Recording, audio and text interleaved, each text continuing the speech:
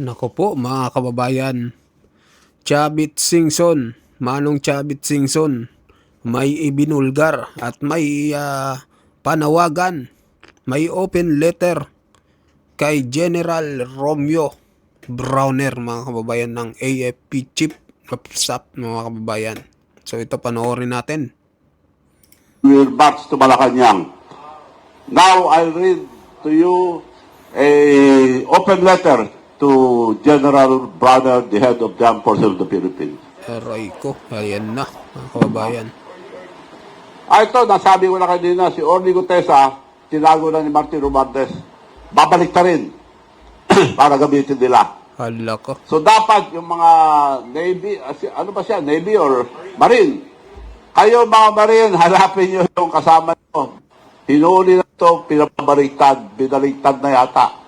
Para gamitin nila dahil siya nagturo kay Martin Romualdez. So ito si Martin Gutesa. Si Martin Gutesa, Orly Gutesa. Orly Gutesa. Orly Gutesa.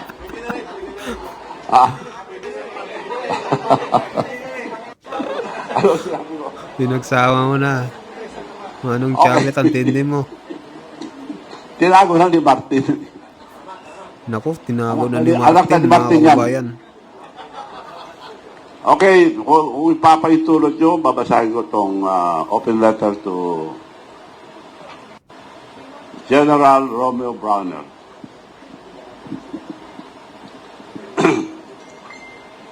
Dear General Romeo Browner, Jr., I write this letter not as a political figure, but as a Filipino who has lived through wars, coup, assassination, dictatorship, betrayal, and revolution. I have buried friends, seen President rise and fall, faced real enemies, and watched our nation collapse more than once, not because of foreign forces, but because good men choose silence.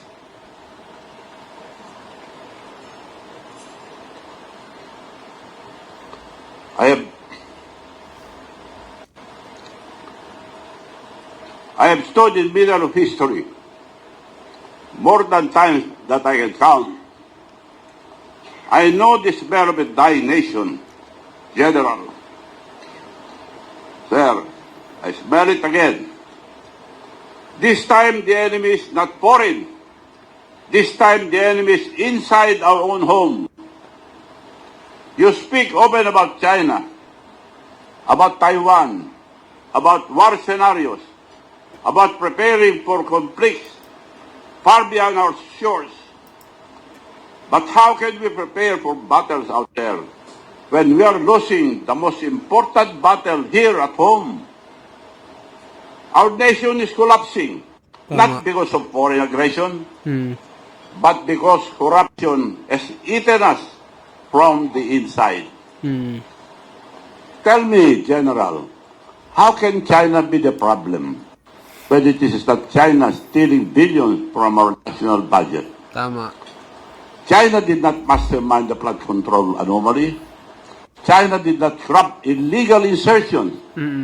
China did not cause the peso to crash, the enemy to bleed, or investor to flee. Let us stop fooling ourselves. The cancer is not in the West Philippine Sea. The cancer is sitting comfortably in an air-conditioned offices, smiling at cameras, while draining this country dry. General, sir, as the Chief of Staff of the Armed Forces, holds billions in intelligence funds. Billions. Are we supposed to believe that with all the intelligence money, you do not know what is happening? General, even the tricycle driver knows what is happening in our country. It is corruption. If this massive corruption escapes your radar, it can only mean two things. The AFP is being blinded, or it is being ordered to to close their eyes. Neither is acceptable, neither is forgivable to the Filipino people. And this is what Filipino cannot understand. Why are you protecting thieves? Why are you lending your dignity, your uniform, your honor to people who betrays the nation every single day?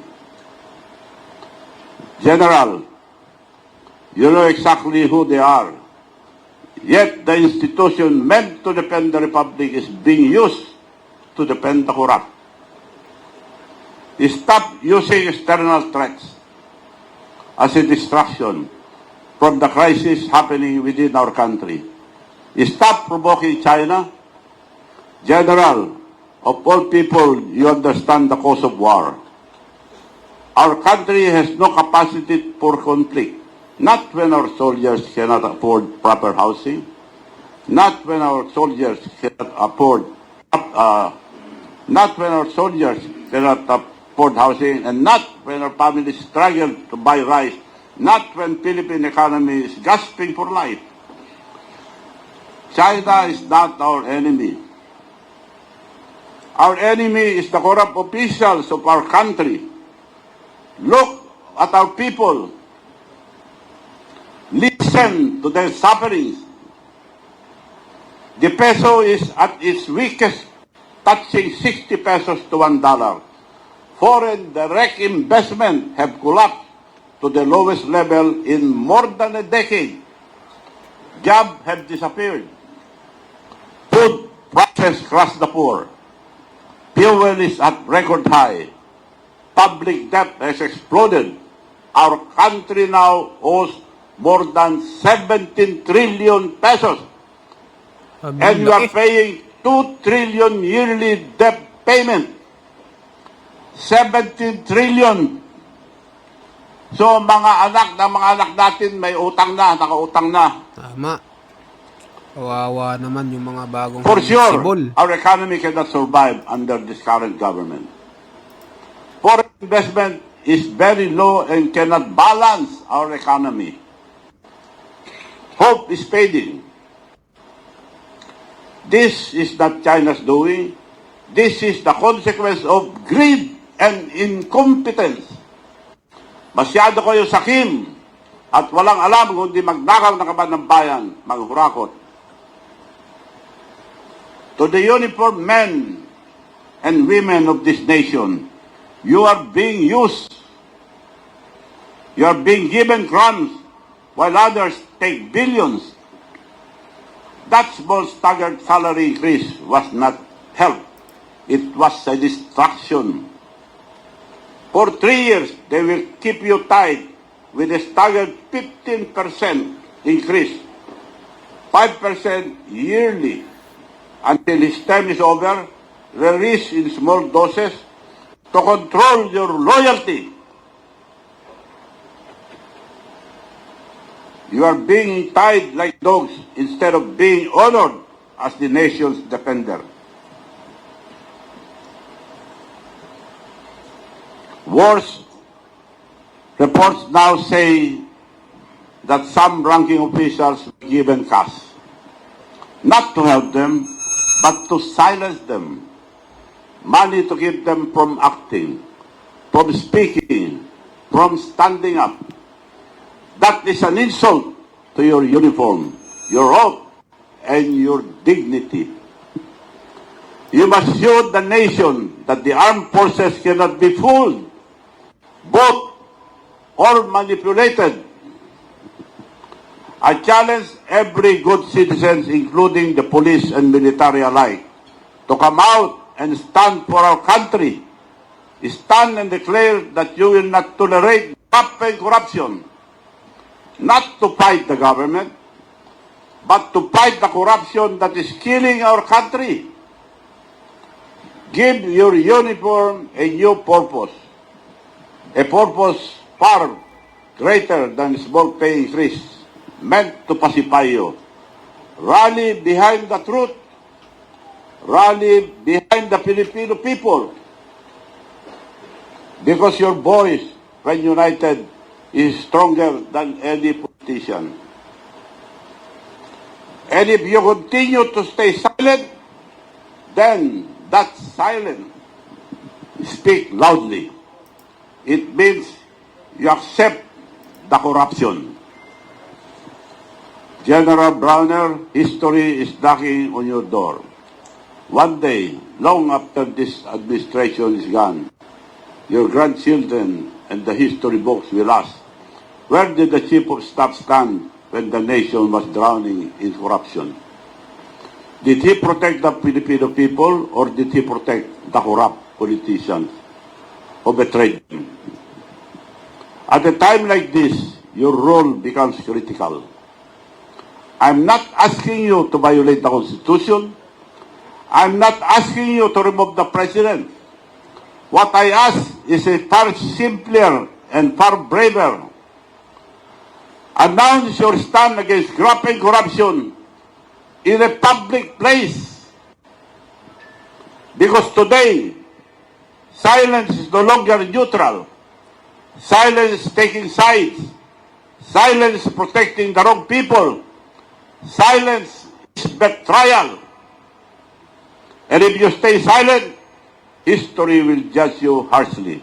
The Filipino people will arrive at only one conclusion, that you became part of the corruption and that you sold the very country you swore to protect. Once again, to the uniformed men and women of this nation, do not let your silence bury our nation. We both love. Signed, Chavit Singson. Yun mga kababayan, ano po masasabi nyo dito sa panawagan po ni Manong Chavit no sa kay AFP Chief Browner. Sabi niya dito hindi daw problema ang China dahil ang China ay mayaman na bansa at ang problema daw ay dito sa Pilipinas dahil puro corrupt daw at ang kalaban natin dito ay corrupt. Ang pinakatunay na kalaban natin ay ang corruption, hindi daw po ang China mga kababayan. So marami pa siyang sinabi dito. So kayo na lang po yung mga kababayan kung ano yung masasabi nyo sa kanyang isiniwalat or ibinahagi sa kanyang speech mga kababayan. So yun lang po mga kababayan, maraming salamat po sa mga nanood ng ating video at sa mga bagong pasok dyan, pa-subscribe din po ng ating channel mga kababayan. Maraming salamat po.